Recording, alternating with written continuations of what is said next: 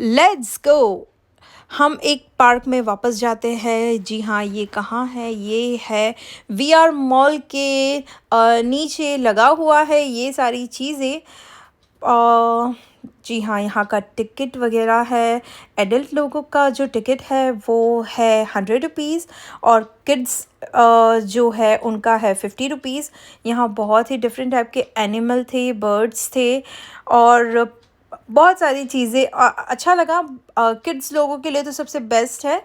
आप देखिए वीडियो में मैंने नेम्स के साथ पूरा वीडियो लिया है। आप देख सकते हो कितने ब्यूटीफुल से बर्ड्स हैं।